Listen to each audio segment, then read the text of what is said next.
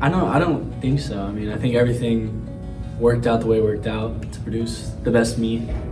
And I think I wouldn't do anything over it, because without everything that I experienced, I wouldn't be the same person I am today. And I'm content with who I am today. So. I want to go into IB, which is integrative biology. I was thinking about like what I wanted my career to be. And then for a while I was like, what's a good way to help people, but also use what I know from sports med. And I was like, well, I could be a surgeon, but I was like, I don't really want to be in school for that long. So as of now, I don't really know what I want to do past college, but I definitely want to stay in healthcare. I think sportsman is really good for a general like understanding of the human body. There's a lot of things that you can apply to everyday life. Like there's been times where I've had to use what I've learned in sportsmen in the outside world, whether it be emergencies or just friends asking like, oh, this hurts, like help me. So not only does it help you in the real world, but if you want to go into a medical pathway, you're gonna have to take anatomy. And a lot of people think that other than organic chemistry, that's one of the hardest things. But over the course of the 4 years, you go in depth with your anatomy and just your different emergency skills. So it's applicable everywhere.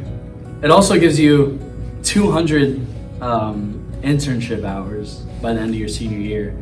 Yeah, so through that, I've been able to get internships at physical therapy places.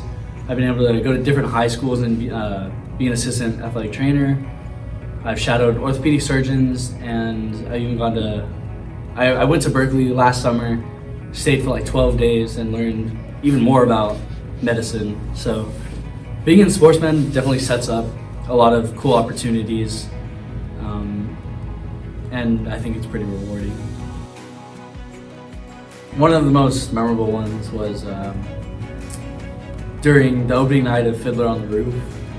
I was standing backstage when the music started, and it was just a different kind of feeling that I haven't really felt before. It was powerful, and I remember looking up at Diego Fonseca Perez, who was on the roof, and I don't know, I got emotional because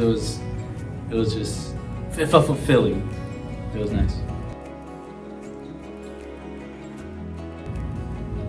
What you do on campus doesn't really define you. I mean, even for people who are just playing sports and not necessarily interested in the arts, it's a different way to express yourself. Like, it's a different crowd, you're doing different things, you're using a different part of your brain. It's just different.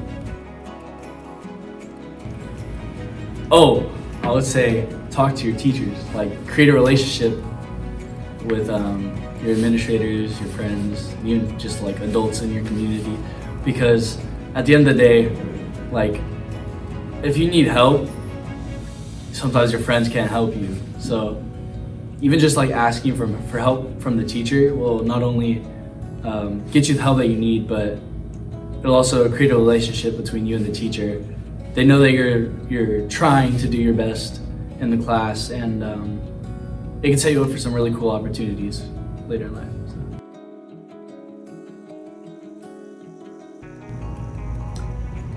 I don't think it's one specific thing, but one teacher who's done a lot of memorable stuff for me was Mr. Fernando.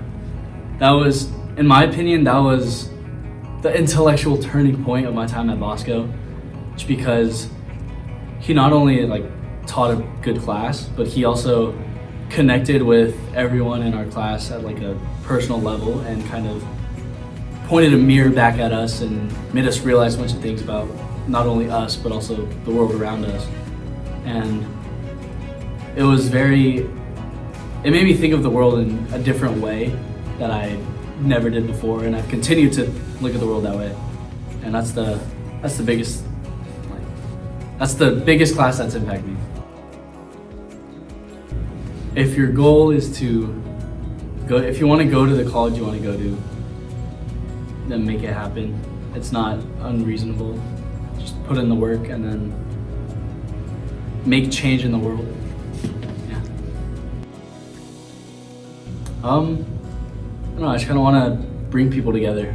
I don't like the whole like two-sided dichotomy of every conflict. I like being in the middle, I like bridging the two ideas.